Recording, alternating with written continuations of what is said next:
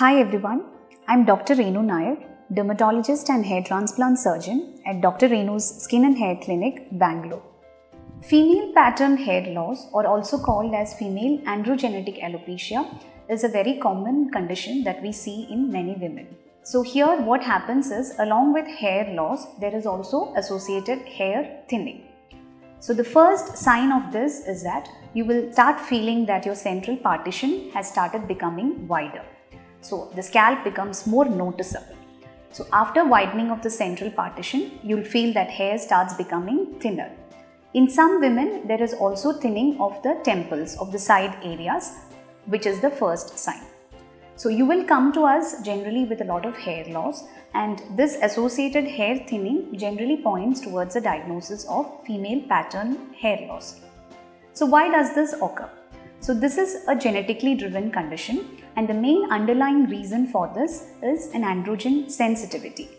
So there can be a little hormonal imbalance in such women, leading on to more androgen sensitivity, which in turn causes miniaturization or thinning of the hair follicles on the scalp. So the important thing here is, in men, baldness is a common process and their hormone levels are normal. Whereas in females with female pattern hair loss, generally there is an underlying hormonal imbalance. So this needs to be evaluated. That is why it's very important to take the underlying history in these conditions. The most common reasons for this is an underlying PCOD or a polycystic ovarian syndrome.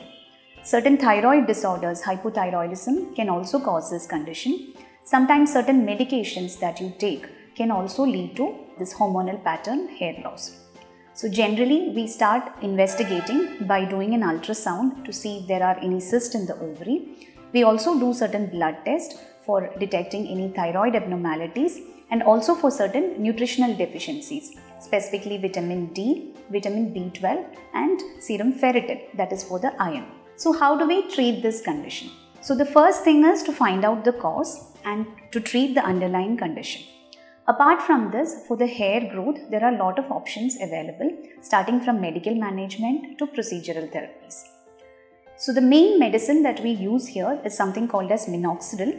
It is a topical medicine which is to be applied on the scalp. And minoxidil, it helps by reducing the miniaturization of the hairs, by improving the hair thinning, and it also makes the hair move into an anagen phase or the growing phase.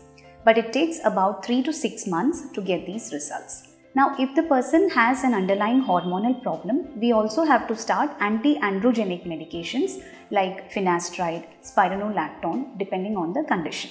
Now, after medical treatment, if the thinning is not much improved, we also add on certain procedures like platelet-rich plasma therapy and low-level light laser therapy. So these also helps to improve the hair thinning. And the last option is the surgical option, that is hair transplantation.